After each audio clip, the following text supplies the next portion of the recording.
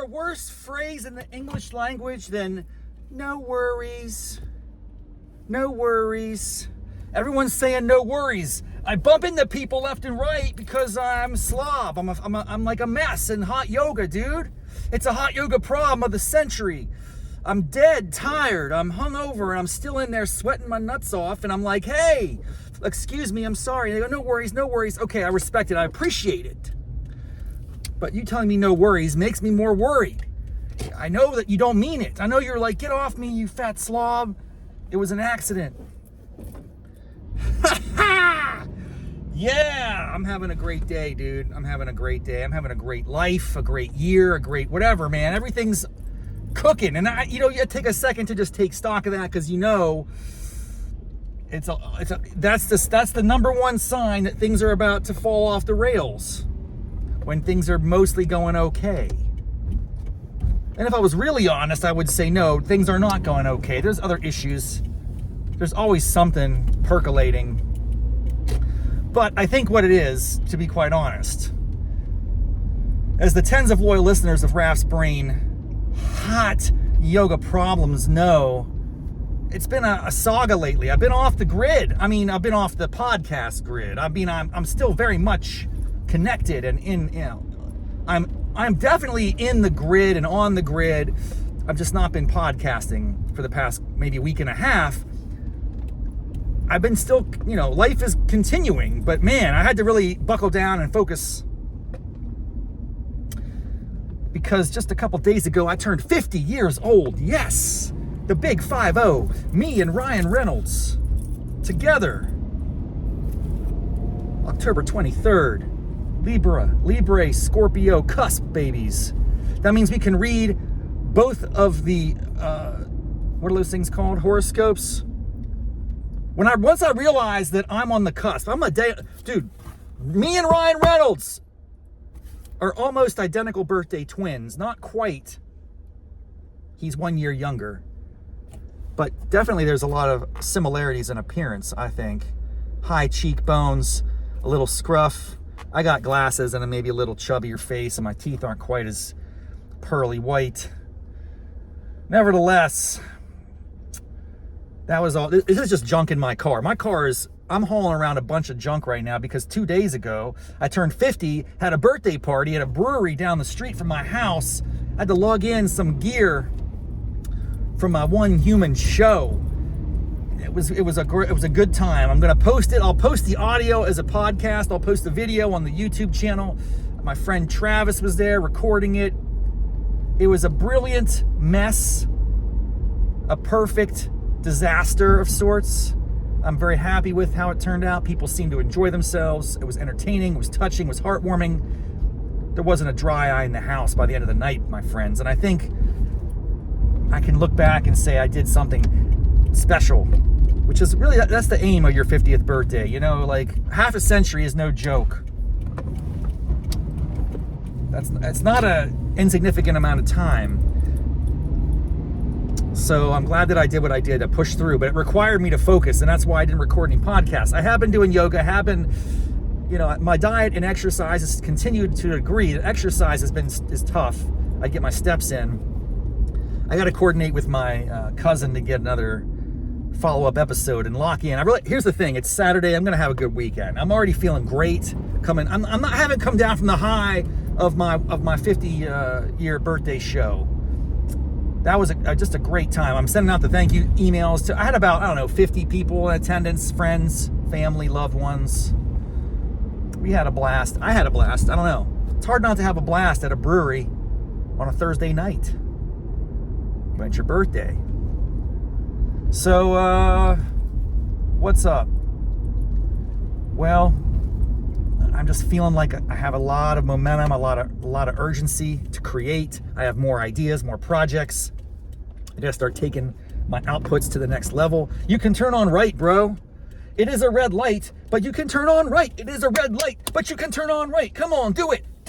Get some courage. Grow a pair. Grow a set. You can do it too. Yeah, you can do it, Subaru. You were driving a Subaru Outback. And here, the finally light that turns green, and then you're a mean machine. Yeah, I'm a freestyle rap artist. Today, when people annoy me, I don't get mad. I say, yay, let's go. Let's come up with some rhymes to make fun of those foes. People can't drive, dude. I swear. I know, and I know that, like, I think the vast majority of people think that they're excellent drivers. There's something about that. I think it's like Lake Wobegon or whatever, that old PBS show, like, you know, everyone's above average or whatever. I know that I'm a great driver. I am confident. My record demonstrates it. It's proof. There's evidence. It's irrefutable. I have great cat-like speed and reflexes. No one messes with me. I've never been, knock on dashboard, in an accident. I mean, I've been in an accident, but it wasn't my fault. I was a passenger in the teenage years, and that it was just a kind of a fender bender. But nothing major, thank goodness, has ever befallen me. I'm very, very good. And so when you are an excellent driver, who can sympathize? I think most people on this call will say, yeah, I get it, I'm an excellent driver. You're not, probably. That's the bad news, folks. Raff's brainiacs out there, the tens of loyal fans of the show, I hate to break it to you, although maybe there is an overlap. Maybe there's like these, what do we call them? Concentric circles in the Venn diagram. I bet a significant number of you are excellent drivers just because you have great taste in friends. I only stay friends with people who can drive. I don't want to befriend people who can't drive. Because what good are they to me? If I need a DD, I don't want to call someone up who's I don't trust. I mean, the whole point of a DD is to get you home safely. So, I don't know, man. If you can't drive, you're probably not listening to this show. But I hate to break it to there's some of you in there, undoubtedly, of the tens of loyal listeners, there's probably one or two of you who think you're a great driver. Right? I promise you, you're not Rain Man, dude. You are not in that category. So just everyone should be careful, check themselves, drive with humility, patience, observation. What was the whole point of this? When I'm driving around, DC is the worst. Maryland drivers are the pits of the pits. I mean, everyone, but really the whole place is littered with morons that can't drive a car for anything. It's unbelievable. So when I encounter them, historically, it's really ground my gears, as the kids say. Do kids say that? No, I think like adults say that. I feel like grandparents say that. When's the last time you even heard that phrase? Where'd that come from? Who planted that seed into my brain? That really grinds my gears. By the way, I said it in the past tense, which I don't think is even a thing. That ground my gears. Has anyone ever said that? That could be a Raffety original. And by original, I mean I just, put it in the past tense and call it that and pretend that it's new. What are you talking about, bro? Grinds my gears. That's like my great grandma used to say about burning pancakes or something. What's up?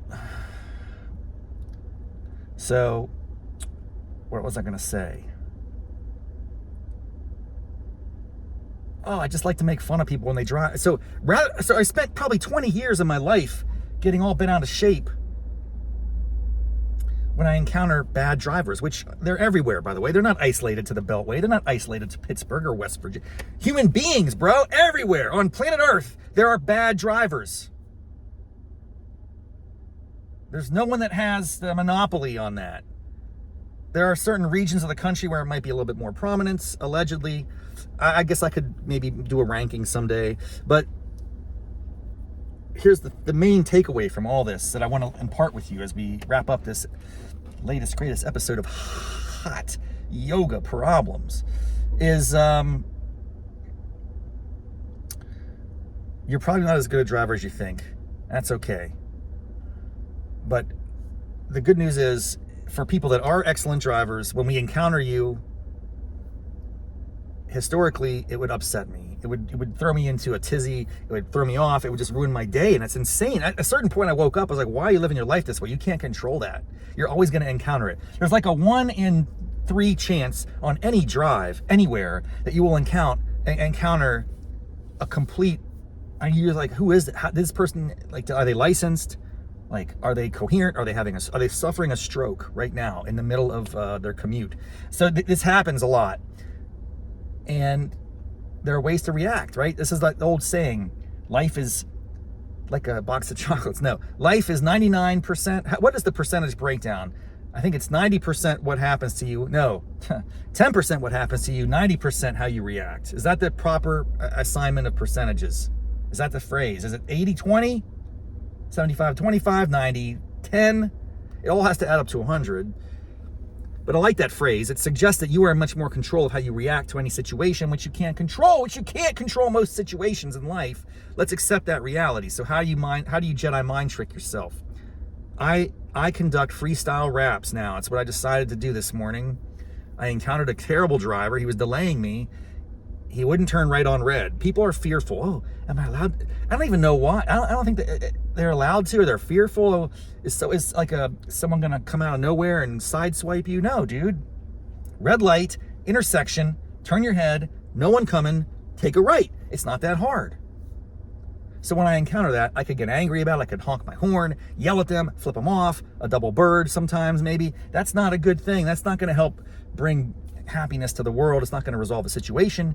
And it might be momentarily cathartic as a release, but even then, what does that reveal about me as a human being? That I have to spit fire at a stranger? Don't do it. Don't give in to that. Just try to think up a freestyle rap to make fun of these fools, man. That's how I do it.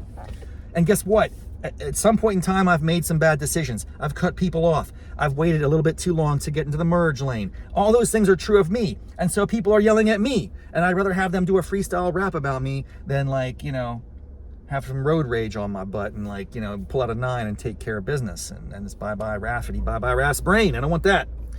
Let's put out some goodness in the world this weekend, folks. We're back on action. Things are coming. I cannot wait to share with you the show that I performed. It was bizarre.